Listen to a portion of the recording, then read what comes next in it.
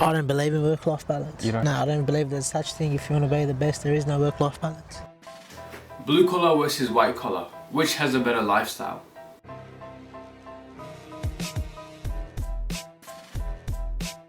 Imagine this, 2 alarms go off, both at 5 AM. One drives to work, the other one probably catches the train. One wears a hard hat and the other one a suit.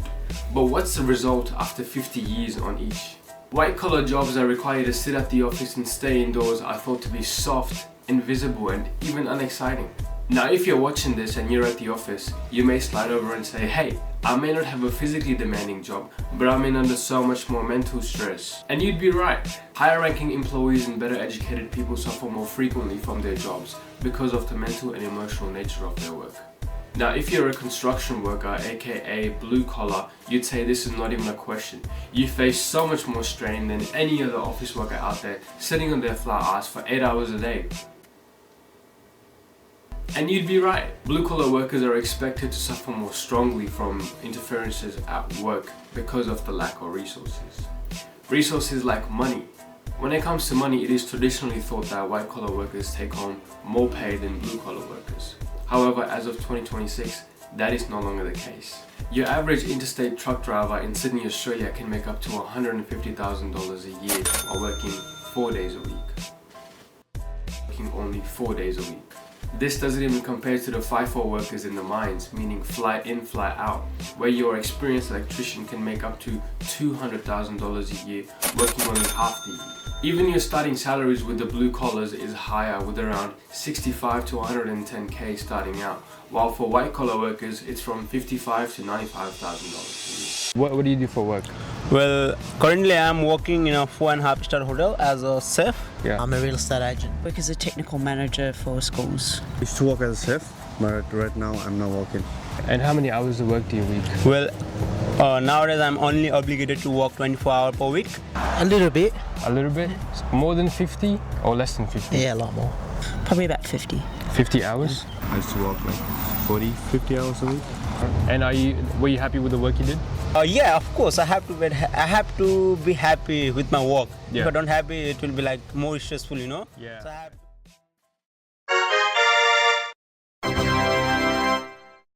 So what does the research tell us? A study from 2015 based in Switzerland likes to use the term work-life conflict when comparing the work-life balances of white-collar workers to blue-collar workers. Work-life conflict describes the disruption in life caused by work. Easy enough? Well, not really.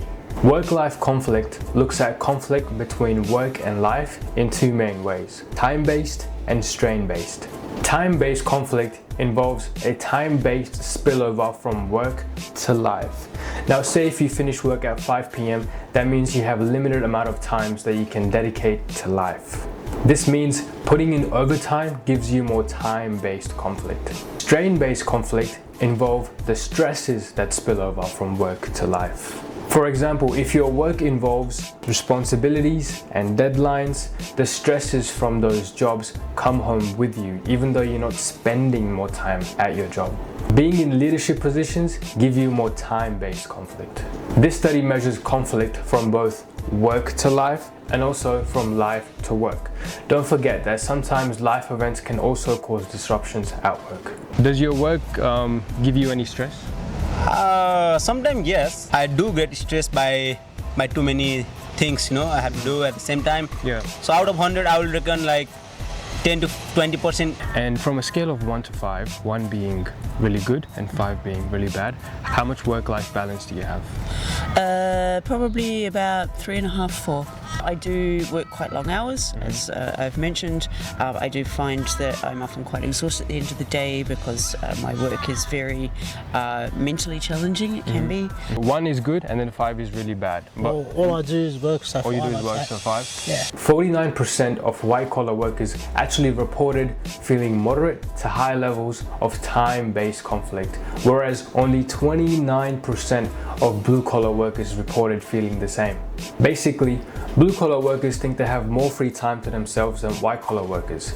And this is something that comes up with higher commute times to work and also companies promoting hustle culture to keep you working at the office for longer hours. You classify yourself as a blue-collar worker or a white-collar worker?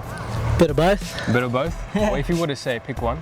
The same as white collar, but it isn't.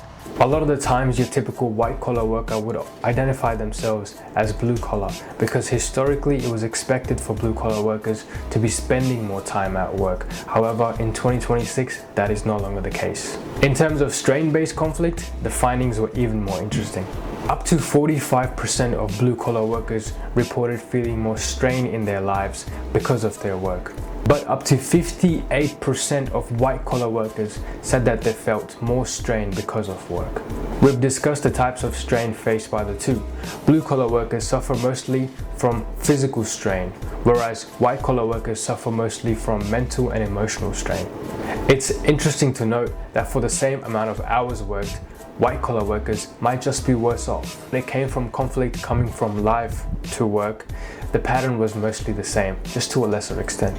To be fair, feeling like work is taking more of your time and giving you even more stress is a very subjective measure.